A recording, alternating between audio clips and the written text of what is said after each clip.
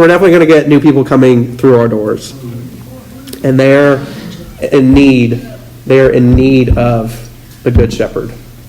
And maybe that short conversation on a Sunday leads to a coffee, and then it leads to them joining a small group, and then it leads to them coming to know Christ. This is a phrase I've loved. I heard it from another church, so I'm not taking credit for it whatsoever.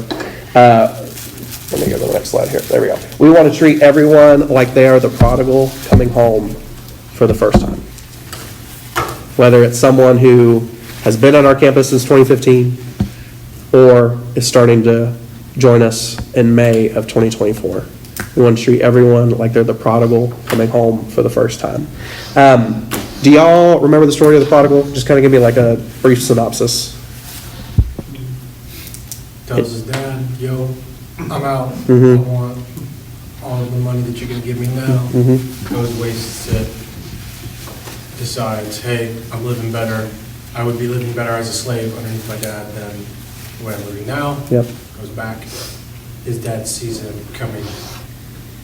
Dad drops what he's doing, runs to his son, throws a party. My son's home. Celebrate. Yep. And where is the dad when his son starts to make his way home? Way far away. Yep. And he's standing at the front of the house looking. I always love that story because there's an intentionality from the father who is probably looking every single day. And the son who certainly found himself in a spot where he was not eating chicken tacos from Moe's.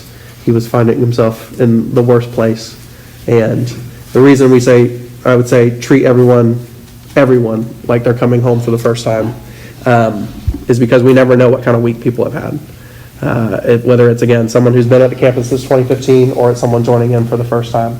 You don't know what their week looked like, their month has looked like, don't even know what their morning has looked like, because I know plenty of us have had rough times getting into Sunday morning service with families and kids doing all sorts of fun things that just really put you in a spiritual place as soon as you walk in the doors for that 9 o'clock service. But I want to share a story that I have shared a little bit a couple of times at rehearsal. It's about my friend named Alec. And when I lived in Orlando and worked at First Baptist Orlando, I served with the young adult team. And we had the privilege of coming to the great state of North Carolina a few years ago, back in 2018, and visiting several churches just to kind of gather, like, what are some things they do that really work for them and maybe we can take back home with us? What are some things that didn't work really well for them that help us to be a little more aware of potential blind spots that we have? And one service we went to was a Wednesday night service at a pretty large church. And we got in, we had the typical church band came in, and we all broke up. It was like 12 of us. We broke up 2 by 2. I mean, I can't be more scriptural than that. We all went around and we basically spent time kind of taking notes and trying to sit in different places, talking to different people, trying to get different experiences. And then when the service was done, we all got back in the old church van. And when we were riding back to where we were staying, we all kind of debriefed and talked about what are some things that we saw. And Alec, I'll give you some backstory on him. His parents were missionaries. He grew up in the Dominican Republic as a missionary kid, he and his sister. And right now, he was at First Orlando for a number of years on staff and is now, where is he at? DC, pursuing education and hopes to move more towards like the pastoral kind of path. And so this is somebody who is very well spiritual, knows the Lord, is very knowledgeable of Scripture. And he said something that really kind of stunned me. He said, if I lived in this area, we've been at a couple of churches at this point. He said, if I lived in this area, this is the church I would go to. I was like, wow, what in the world happened for you to have such an experience, And he said, when I was up towards the front, I started talking to this lady. And in our conversation, it was good. She was just asking where I was from, get to know me a little bit. And all of a sudden, this video started with a countdown behind, and the service was about to start, and the lady said, hey, I'm so sorry, I can't continue our conversation. I've got to lead worship, but I'd love to catch up with you after the service is done.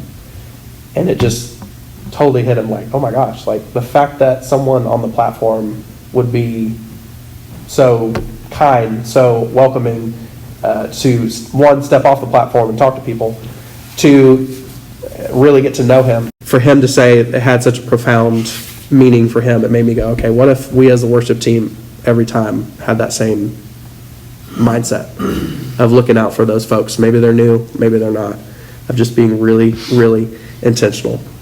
And it means a lot to our people when we are proactive. And you know, I believe we're a really humble group, and the platform doesn't bring a whole lot of pride for us. I think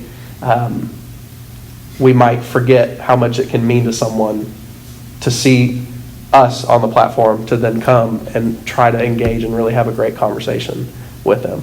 It means more than we probably could know. So, to recap, our personal time with Christ is essential, and I want to make sure I didn't miss anything. Okay, great, I did not. Our personal time with Christ is essential, and seeing ourselves as shepherds is the key. Does anybody miss any blanks moving? I know I skipped one. Life and life to the full. That's one that was missed. Okay, we're all good. Great. I want to move to the way that we serve the Lord and spend some time talking about worship itself. So, here's just a definition to try and help all of us be on the same page as far as when we talk about worship. This is what we mean. Worship is resting and responding in the goodness and character of God. Worship is resting and responding in the goodness and character of God. Like I said a little bit earlier, what we do every Sunday is really unique, and I'm not trying to put down, Summit Kids or guest services or anything like that. We're not saying we're any better. What I'm saying is there's just nothing like being a part of leading people in the praises of God each weekend, right? Like, it's such a uniquely spiritual, like immediate spiritual thing that we get to be a part of. It is really, really beautiful. And in that, it's really hard because for multiple reasons. One, the spiritual side is tough. You always have to, again, making sure your personal holiness and things are good as far as you got time with the Lord and you're leading from that overflow. But then the other side is too, you're on a platform, people are looking at you, there's chords to remember, and there's words to remember, and bless, production, we most of the time lyrics are right. Every now and again there's something that's missing. That slide just didn't come quick enough and you can't remember the next phrase. That's happened to me. Anybody else? Yep. The TV's trying to set up. Or the TV's like trying to connect to someone else's phone. Yep, that happens. Switches to actual. Switches to Chef Ramsay or whatever it is. Someone's crying. Like, that's not what this is for. The point is we're not supposed to lead from our own strength. It's not leading from our own abilities. It's not leading from our own experience. It's resting and responding to the goodness and character of God. There's truth, of course. Our performance matters. We have to focus. We have to prepare on our own time, prepare together as a team on Thursday nights when we meet, and then again on Sunday mornings. And our performance, again, it does matter. But really, just to make a bold statement here, our however well we do a song, maybe singing it or playing it, it doesn't save people, right? It's the Lord that does it. He does the work. So our confidence needs to be in Him. And I know I'm even as I'm saying that, thinking about in terms of the 19th and kind of those first few weekends of being at the new campus, like it's going to be a little bit nerve-wracking. Like it's going to cause some nerves. It's for me, and I think about it quite a bit, but I have to go back to that definition. It's resting. When I'm resting, I'm trusting somebody else.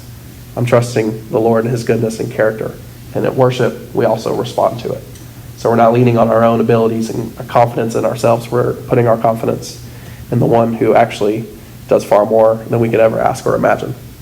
So this next one, when we lead, we need to focus in on God's presence and His people over the program. Focus on His presence and His people over the program.